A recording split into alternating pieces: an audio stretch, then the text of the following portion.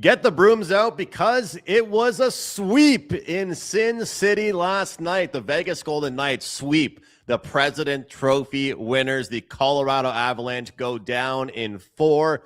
We can talk about injuries. We can talk about bounces. But when it comes down to it, the Vegas Golden Knights were the better team and the better team for 4 straight games. Speaking of 4, it is game 4 tonight in Montreal as they take on the Carolina Hurricanes. They lost game 3, 2-1 in overtime by the exact same score as they did in game 2 in overtime at 3-2. Unbelievable experience for me being in the building. We'll talk more about the game in a few moments, but great stuff there in game 3. A big travel day, 24-hour travel for me, back in the saddle and ready to roll here with more action. But Carm, good morning. Good to see you. Happy not to have missed too much puck time, but when you fly in, fly out, it's a little bit hard. You're a little bit tired. So feeling good today after a lot of sleep.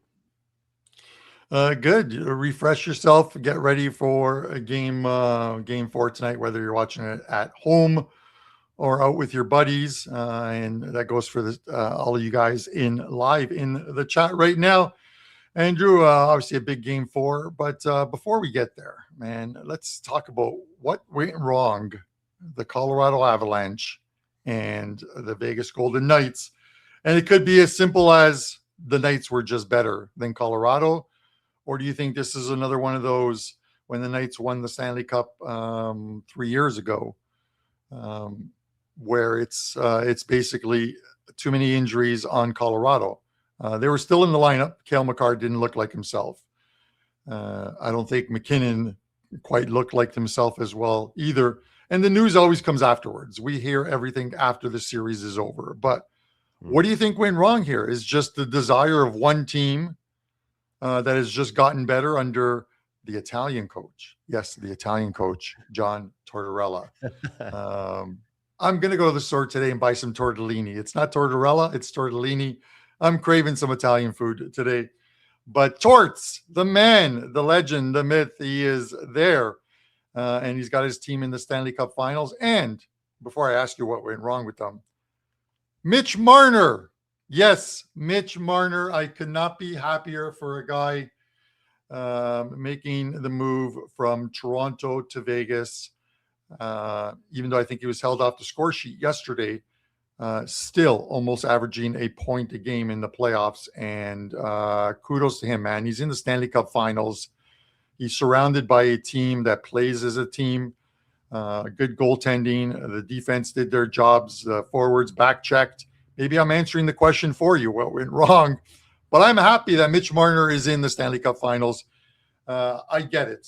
They said he underperformed in Toronto in the playoffs. You can take that for what it's worth. I think he deserved a little bit better. I think everyone, the whole team should shoulder the blame, just like the whole team. It's not Mitch Marner that got the Vegas Golden Knights to the Stanley Cup. It is the whole team that got them to the Stanley Cup, and how they perform, we shall see. It is just he left what was toxic here in the Great White North to go to Vegas, and it's worked out for him so far, Andrew. Oh, it really has. It really has. And, he's taken a little bit of a shot for at the Maple Leafs when he said, oh, we don't get down on each other. We don't turn on each other. He had to sneak that in a couple games ago. But, I think that they play well as a team. There's no panic there. But there's all kinds of guys that the old Bill Belichick statement, Carm, just do your job. And they all do their job. The defensive defensemen, they stay back. Carter Hart, he was fantastic. You've got the bottom 6 guys. They penalty kill. They play defense. They block shots. They get the puck in deep. But when you look at Dorofeyev and the Brett Howden, the playoff that he's had, as George says here in the live chat, adding Dowd was huge for Vegas, a great depth player. Mark Stone comes back. He gets 2 goals in 2 games. And Carm, your old pal in Buffalo there, Jack Eichel, probably one of the best 200-foot players in the league. I mean, the guy is known for offense, but he is a fantastic defensive player. And you know what? When you look at him, I think he won 4 of his last 5 faceoffs to end the game as well. Faceoffs, obviously, an under-talked about part of the game. So that was great. Now let's go to the Avalanche, because I'm a fan of McKinnon. I'll be the first one to say, yeah, he got injured blocking a shot. Should you block a shot if you're a star player? Well, You want to prove to yourself that in your team you should. And then after that, he comes back. He had like one shot. Yesterday, I think he had like 2 shots. They weren't good enough. Brock Nelson, the guy that they picked up in a huge move, I thought that he was really underperforming throughout the entire playoffs. Like, the guy was plus 130 at one point, Carm, when you and I were doing puck time during the winter. He was like plus 130 every night to score a goal, plus 115. I think at one point it got so low it was plus 110. That's how many times he was scoring. And he turned into a ghost. Marty Necas had 1 goal in the playoffs. 1 goal. Do you think Mikko Rantanen would have had more than 1 goal if he still played for Colorado? Probably would.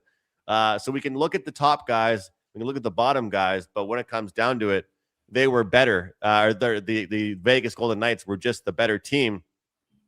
Here's my thing, and I hope you remember me saying this. I'm not doing the pat on the back thing, but this team changed their goalie, Carm, after they lost 1 game against the Minnesota Wild. You and I both know when you change your goalie, it sparks your team, but also it could ensue some panic. What do you think about that? You change your goalie. How can you be the President's Trophy winners and change your goalie 3 times in the playoffs? And you know, I feel for Blackwood because he played so well yesterday and they lose 2-1. Yeah. I feel bad for him too. Just because the way he played in game 4, you wonder if they had actually gone to him earlier in the series and just stuck with him, if it would have been a different outcome. I'm not entirely sure.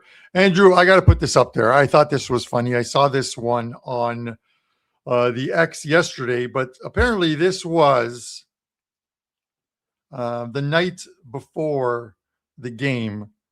Bednar sitting at a open-faced pie gow table in Vegas playing some cards.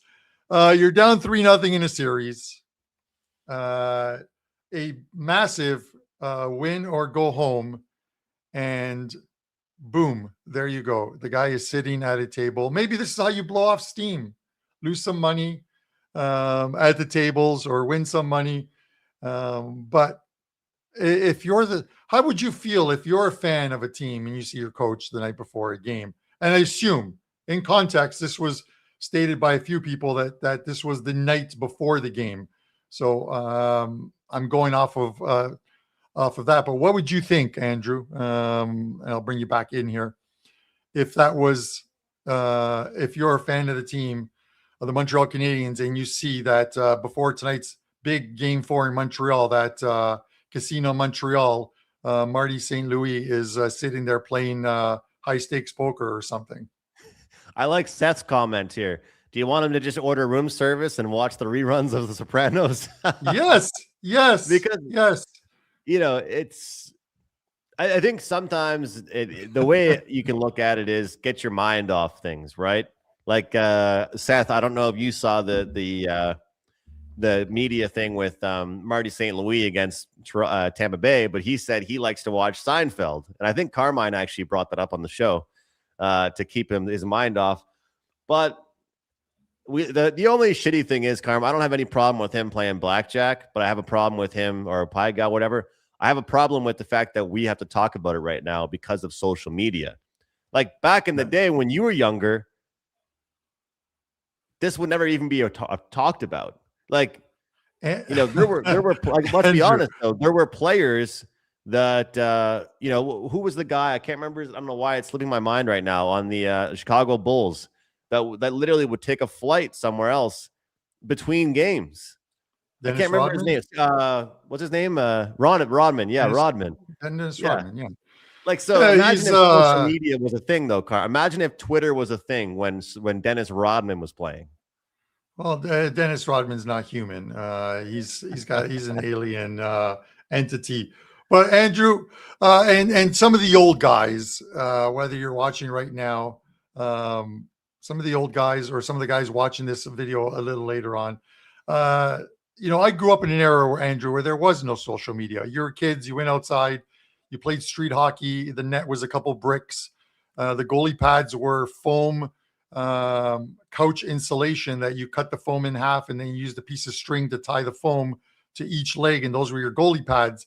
That's the era I grew up in. I was a kid, born in the late 60s, and did this in the late 70s. But there's no social media. There's no cell phones. There was none of that stuff. If we were running late as teenagers, you know what we did, Andrew? Do you know what a payphone is? Have you ever seen a payphone? Yes. You're young. All right. We would call home on a payphone, but because you had no money on you, you would collect call, but it would record your name. So I would record, basically it would be like at the sound of the tone, record your name. I'd be like, it's Carm, I'm on my way home. I'll be home in 5 minutes. Click. And then they answer on the other side, collect call from Carmine. And then all they hear is, it's Carm. I'm 5 minutes away from home. And then you hung up. You know what I mean? Your voice signature was actually your message to your parents that you're on the way home, or you got the belt. But that's punishment of a different nature. So with that said, times have changed. But I love these stories because I still remember them. So that is pretty much collect call from Dad. I'm on my way home. Exactly, Seth. Andrew, let's talk about this game here. You guys were at the game, and it looks like you guys had a hell of a good time. I kind of gave Buster a hard time. I just love giving Buster a hard time. I'm going to see him in the coming week, either later this week or next week. We're going to get together, grab a bite to eat. But Buster's a good dude. I was cheering for you guys. I was hoping you guys would experience a home win, but the Bell Center must have been rocking. It was unbelievable, man. I'll tell you, as you know, because you get after me being late coming into the show, and as anybody in my life knows, I'm not really early for things. That was one of those things where I said to Buster, we're going to go out before the game. We're going to go grab a beer. We're going to go up for dinner, and we're going to get there early. I was at the arena with Buster before the warm-ups even started. Like, we got in, and Buster, I can't thank him enough, hooked us up with some great tickets. And we got to watch the Canadiens shoot twice, albeit they barely even shot the puck, as you'll tell us. But just the environment was crazy. And for them to give up that first goal, it was tough. And the crowd pop when Matheson scored that second goal, I'll never forget it. And, as bad as they played, Carm, if Caulfield's skate if he was a size 11 and not a size 6, he would still be onside and they win that game. But it's funny, how when you're watching at home and you know right away they're telling you what's going on and why that the goal's being called back. When you're watching in person, you don't really know what's going on. So the crowd went crazy for the third goal. It was something I'll never forget. And then 2 minutes later, it's like a library in there. People are so disappointed. But tough game to watch, but tough game to see them lose, I should say, because it was still a great game to watch. But conference finals, Bell Center, playoff game. I'll never forget that for sure. Andrew, technology nowadays has developed so much that we just hope that they get the call right each and every time. With video review or what have you. And all it's done is everyone said, or most people thought, with technology coming in, we're going to get the call right because that should have been an offside. That shouldn't have been a goal. That could have been interference.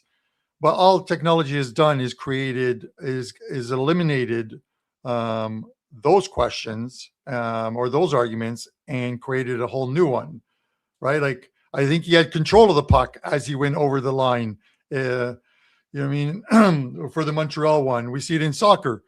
Come on, it was just the guy's big toe that was offside. How is that any advantage? Right? The rule is the rule, and we have to live by it. But it's going to get better. Anyways, speaking of getting better, does it get better for the Montreal Canadiens tonight? Andrew, minus 151 on the Canes, plus 124 in Montreal. 5.5 is the total in this one. Give me your thoughts. Well, they gotta start with a goal early. I mean, it's funny, Carm. They have a goal in the first period in 15 of the 17 games this playoffs. but a lot of those goals have not been the first goal of the game. I think you have to get a goal early on here. I remember thinking back to the Pittsburgh versus Philadelphia series, and I know that seems like so long ago, and people might think, why am I bringing that up? When we talked about that, I kept on telling people that it was Philadelphia and under and Pittsburgh and over correlation. Philadelphia ended up dominating that series, but a lot of the games that they won, of course, were unders. The Hurricanes, the one thing I can feel good about, Carm, as a Canadiens fan, is that they can put up 30 shots, 38 shots, 39 shots, whatever, and their execution, even though Dobish has been good, they still won back-to-back games with only 4 goals in regulation time.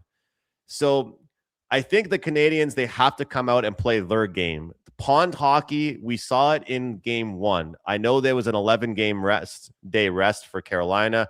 I think pond hockey benefits Montreal, and lower scoring that benefits Carolina. We've seen now back-to-back unders, but I still think even though we saw a game that finished 3-2, but I think that we both know Carmen. I'll say some good things about the Habs, but that game could have been 5-3 Carolina, could have been 5-2 Carolina. I think we could see some goals tonight. I think after 2 games of squeezing your stick a little bit tight, feeling a bit worried about how you're going to play, and being tight in your own end, and maybe one too many passes. I think the Canadiens fire more shots, and I think the Carolina Hurricanes can execute more here. So I think maybe over, and the first period over, Carm. Look, in this series alone, the first period over has looked rock solid, and in the playoffs altogether for both these teams, first period over has been pretty good. I see a lot more goals in this one. So I know that you're going to be the one that will tell me the reality of, the outshots, that how many shots, the possession, and all that stuff. But let me ask you one question. If somebody was running a Carolina Hurricanes post-game show and they were talking about that game and game 2 as well, are you feeling great because you dominated the game, or are you worried that there was a little bit of a problem as Carm covers my face for his promo code? Oops. But are you worried? Sorry. Are you worried that they lose? They only win 3-2, even though they dominate so much. This is one of the things, I talked to Brian Leonard about, or Brian Leonard and I discussed on Tuesday's show with Montreal when we were recapping the Monday game. Listen, the Canadiens are playing well. It just, and I mentioned it to you as well too. This just kind of reminds me of the Carey Price Montreal Canadiens, where he just stood on his head, played extremely well, figuratively speaking, and not literally. Stood on his head, but Jakub Dobeš is playing so well right now. He's just not getting the output from the team and scoring goals. 12 shots in game 2, 13 shots in game 3. It's not going to cut it. They did beat the Tampa Bay Lightning in game 7, where they only had 9 shots on goal. So maybe they believe that that's something that works, is keep them off the board and will eventually score. But if you don't eventually score, or you don't get to 3, it seems like whoever gets to 3 in this series is going to win thus far. And I think all you've needed in the first 3 games of this series is 3 goals to win. The Canadiens got that first game 1 win 6-2. A lot of people thought it was because of the sort of the rest and rust thing, 12 days off. That was the only game where Freddie Anderson's allowed more than 2 goals. He's allowed 2 goals or less in 10 of 11 games. So Montreal's going to have to get at it in this one. Andrew, they're going to have to get more shots on goal, but I don't think they need to sacrifice defense in order to get there. Nor would you want them to sacrifice defense in order to get there, because they've been in both games. The series could be 3-0 for Montreal with the right bounces in overtime. So this is where we're at right now. It is such a weird series. We know we're going to see a game 5, and I think we could see a game 6 as well too. So with that said, to your point of the of the over, I thought the Monday game could be like that, and got some goals early. Halfway through the second period, I think it was 2-2, and I had over 5.5. I'm feeling good because any one goal from any team is at least going to give me the opportunity of an empty net at the end of the game. I don't bet games hoping for empty net goals. I bet them because the analytic numbers suggest that there should be more scoring in the game. And for half the game, there was. But then these teams locked it down. Montreal locked down Carolina, didn't give them anything the rest of the way, as did the goaltending. So Freddie Anderson and Dobish have been great in this series, Andrew. So we shall see tonight. But maybe tonight's the game where we see some goals. I don't think Anderson is as good as people think he is. I truly don't. And you look at across the career, you put a lot of goalies.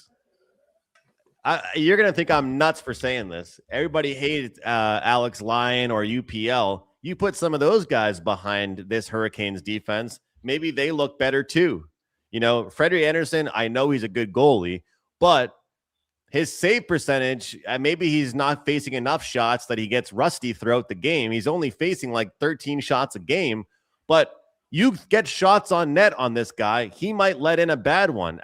In game 1, after every shot he faced, he was looking behind him. He was nervous, thinking he got scored on. They got to put some shots on goal. But I also think, because you're an analytics guy, I'm sick and tired of people, and I'm happy you said it, and I respect it, because I know the Habs got outplayed, but I'm sick and tired of people talking about the shots on goal argument.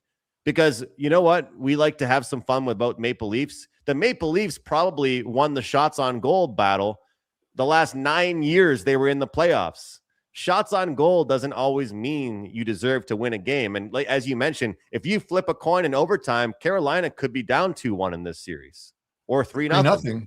Yeah. No, and this is the point I'm trying to make. So, the thing is, and talking about Freddie's done well with what he's had to face. But the thing about getting more pucks at the net is kind of like what you said. Kind of like in game 1, in period 1, the Montreal Canadiens came out firing on all cylinders.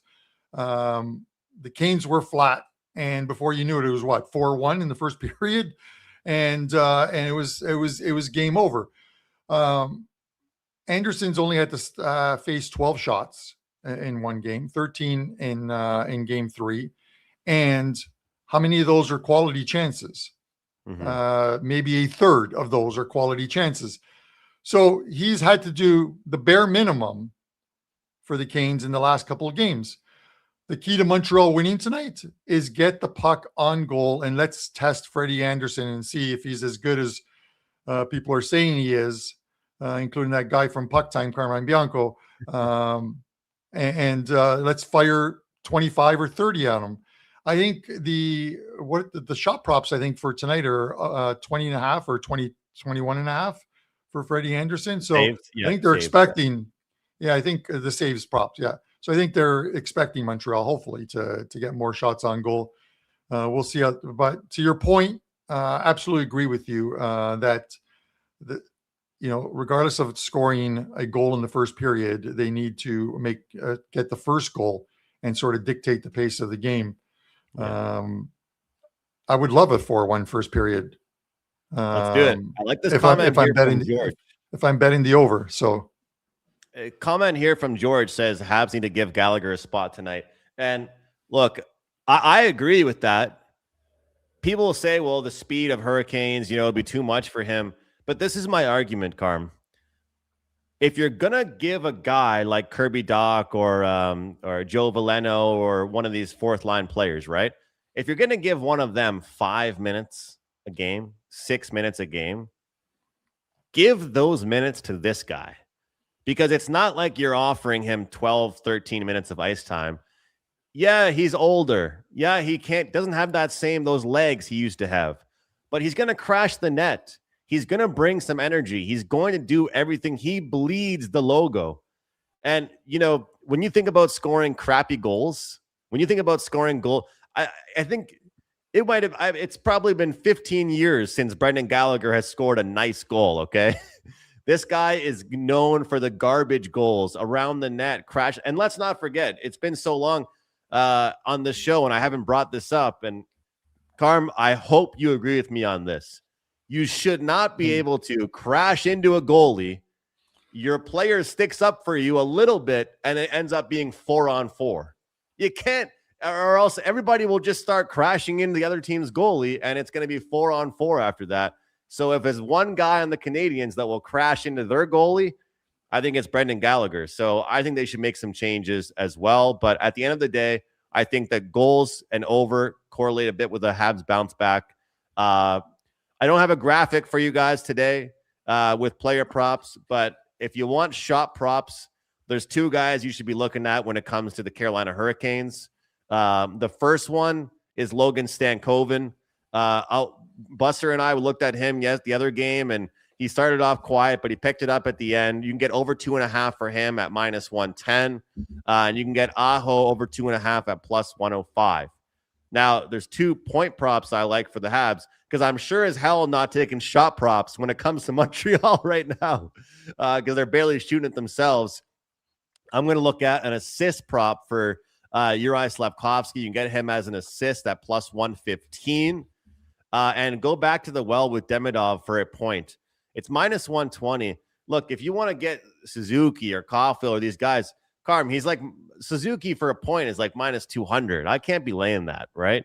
But Demidov for the second line is only -120 for a point. He's on the power play as well. So I like those. And if you want to play the Hurricanes, you play shot props. If you want to play the Habs, sprinkle on some point props because this team, they've shot 12 and 13 times. And I'm not going to bet shot props with a team that's barely shooting it, but I'll go ahead and look at point props in the process.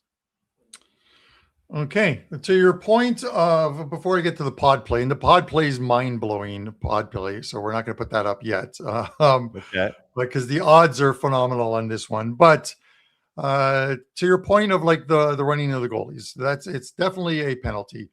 I think if the player wasn't on the ice and the Montreal defenseman went after him, against the boards or what have you, he doesn't get called for a penalty.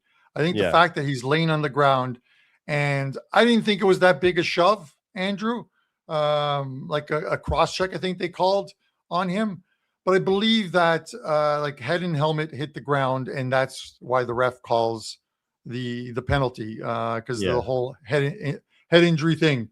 If his head does not hit the ground, if his helmet does not hit the ground or the ice, there is no penalty there at all. He's just defending his goalie, and the ref probably goes to him, quickly pulls him off and says, I'm going to even this up unless you get off of him and leave it at that. Yeah. And you got to protect isn't it a bad look? Protect your goalies, especially Dobish, who's been phenomenal. You got to protect the guy.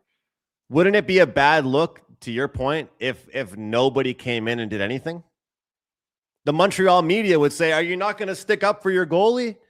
And then they stick up for their goalie, and it's a 4-on-4. So, I mean, if your goalie gets run over, are you supposed to just stand around?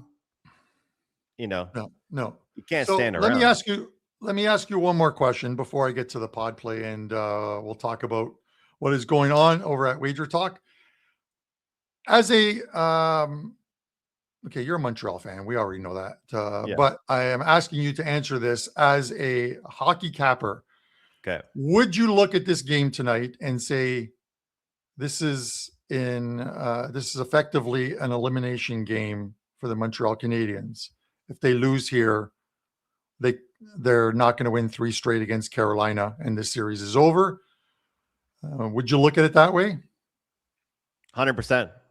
I do look at that because the only thing is, Garmin, I think they're now 2-5 at home in the playoffs, which is crazy. They've been better on the road, but we know the Sabre syndrome. Yes, but we know how good they've been on the road, but we also know how good Carolina can be at home.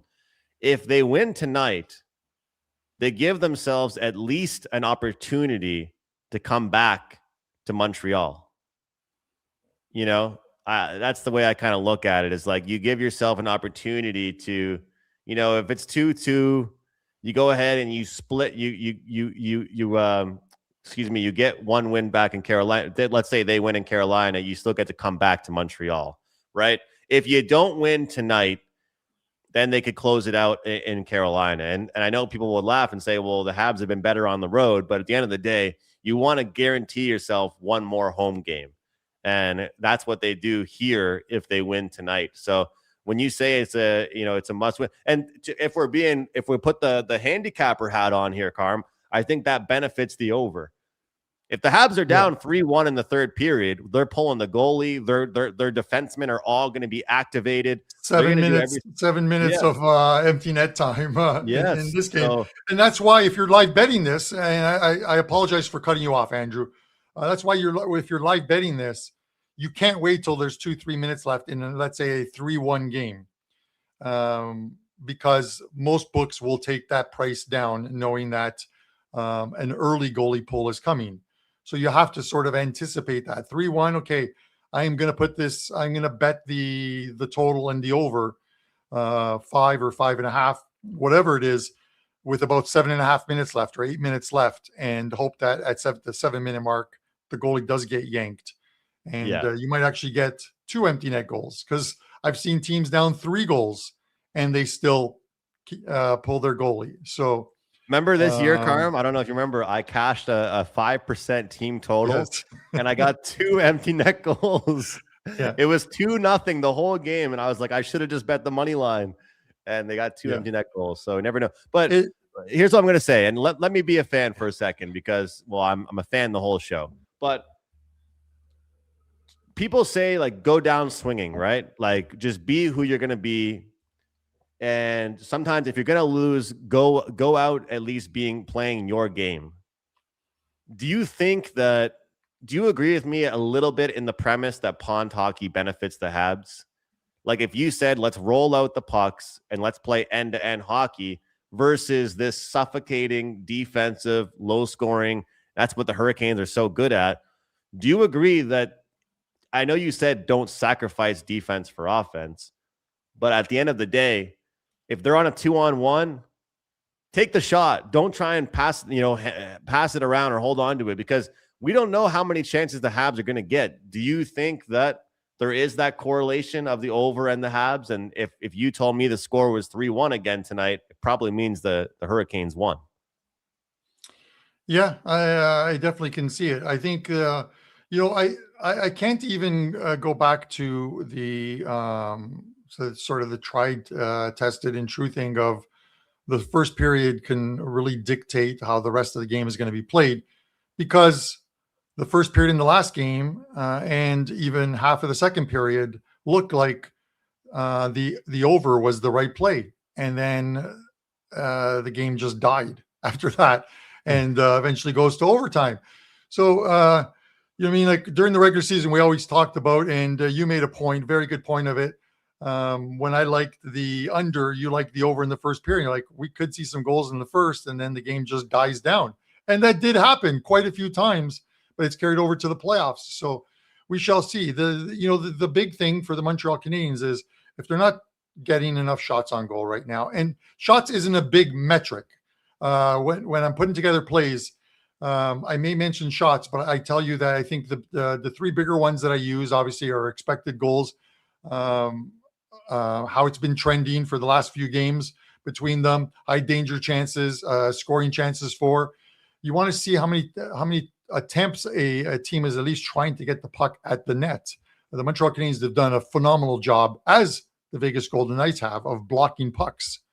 And you just help your goalie that way. These guys are going to be bruised and battered at the end of the Stanley Cup Finals, but it's for a good cause. It is to win a cup.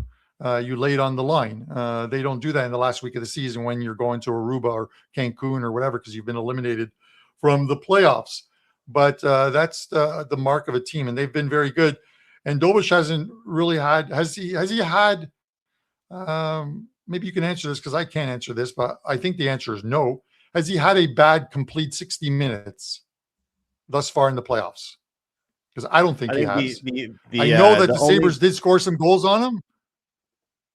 Yeah, I think the only In the bad one one was game, probably but Game 6 against the Sabres, but the team didn't kind of let him down as well. But and I wouldn't even say against Tampa Bay they had too many tough ones, because a lot of remember against Tampa Bay every game was close, 2-1, 3-2. yeah. They were all 1-goal games. So we'll see. But yeah, you're right, and I that's what I'm very curious about, is because the thing is that the Hurricanes could very well come out in this game tonight and they could win 5-1, because they have probably deserved a lot more in every game, but they haven't been able to get it. Now, the Montreal Canadiens, as I said, forced overtime both games. They could have won one of those, and all of a sudden, this series is looking different right now. But I'm very curious of how the pace goes in this one, and what type of flow we see. But I'm looking for some goals in this one. I'm going to have some props in this one, Carmen. It'll all be up at Wager Talk. But before we get to more, what do you have for us for your play of the day? I don't have a graphic with props, so I think you decided to say, hey, I got a graphic with some props. What do you have for us? Yeah.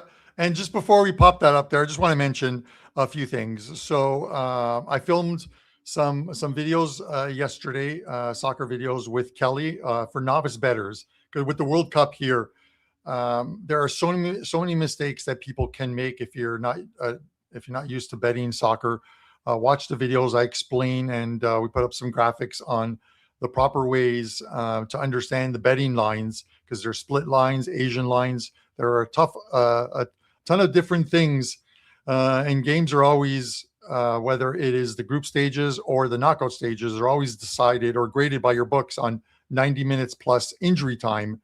So sometimes in the knockout stages, a team goes into extra time, scores a couple goals, and people think I won, only to find out that their bet was graded a loss, and rightfully so.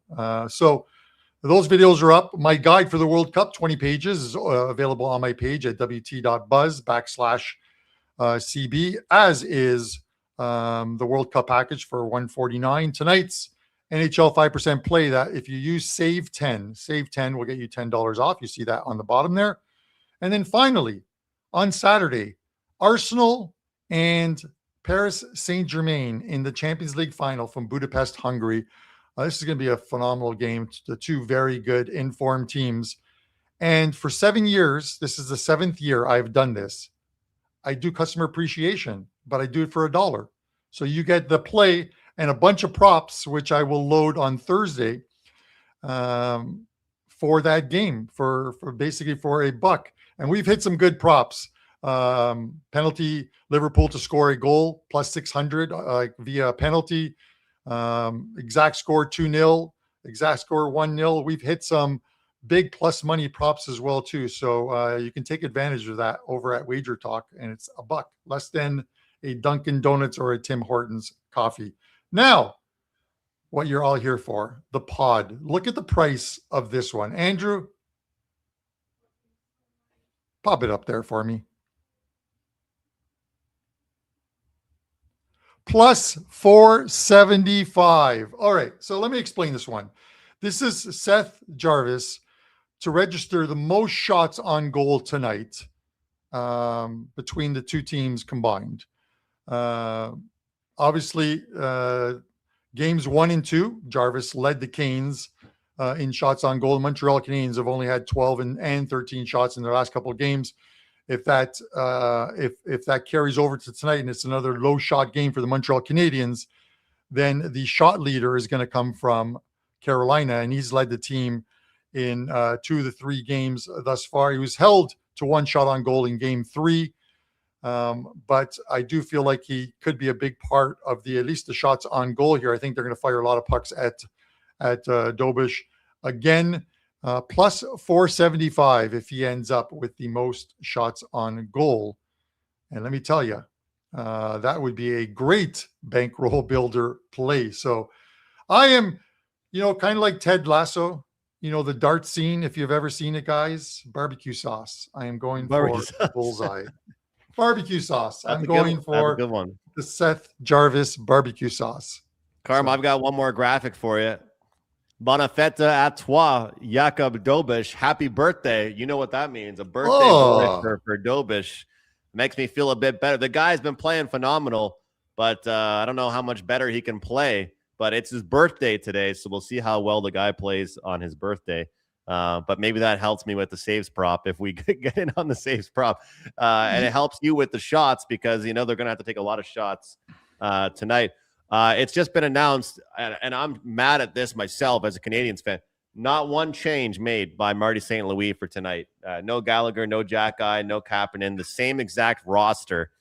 I love the coach. I love what he brings, no panic, but I still think sometimes you have to insert at least one new player in the lineup after back-to-back losses, but he won't do so. Carmine, I'll throw this out there for me at Wager Talk, guys. We got a 5% play going up Thursday in World Hockey Championship plays. I thought I'd be a little bit higher volume. 8-1 for me on the tournament. 8-1 on the tournament. The quarterfinals get going on Thursday. We've had a great read on this tournament, whether it be betting the lower teams, whether it be betting the higher teams, totals, sides, whatever it might be. Been pure dominance with these. I told you guys the Olympics, Four Nations, World Juniors. We were going to make some money with the World Hockey, and we went 8-1 during the preliminary round robin round. Now it's time to make some big money with a 5% play on Thursday, World Hockey Championships.